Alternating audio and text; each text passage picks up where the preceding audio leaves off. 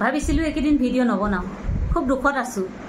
যিদিনাৰ পৰা জুবিন দা নোহোৱা হৈছে সেইদিনাৰ পৰা আচলতে ভাত পানী ভালদৰে বনাবলৈ মন যোৱা নাই আৰু ভিডিঅ' বনাবলৈও মন নাই, কিন্তু নবনাই নোৱাৰিলোঁ।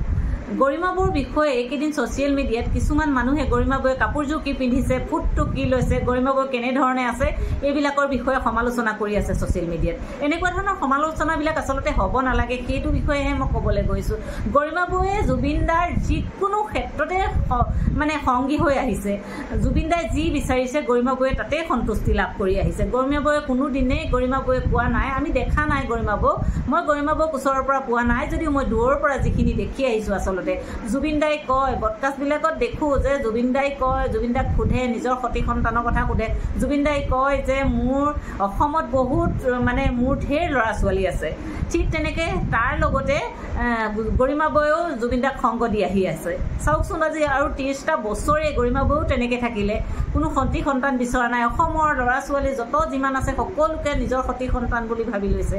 সেয়েহে গৰিমা বৌ সাহসী হ'বই লাগিব, তেওঁ সাহসী হ'বলৈ শিকাই থৈ গৈছে, তেওঁৱে সাহসী আছিলে। আৰু সেই গৰিমা বৌৰ মাজত আমি জুবিন দাক বিচাৰি পাব লাগে আচলতে।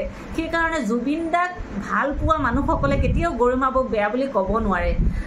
সেইটোৱে ক'ব গৈছোঁ, গৰিমা বৌৰ বিষয়ে এনেকুৱা সমালোচনাবোৰ আচলতে হ'ব নালাগে। অন্ততঃ এইকেইদিন নিজৰ 5টা দিনেই নিজৰ স্বামীৰ নষ্ট দেহ লৈ বহি থকাটো কিমান বেদনাদায়ক, সেইটো এগৰাকী স্বামী নোহোৱা পত্নীয়েহে অনুভৱ কৰে।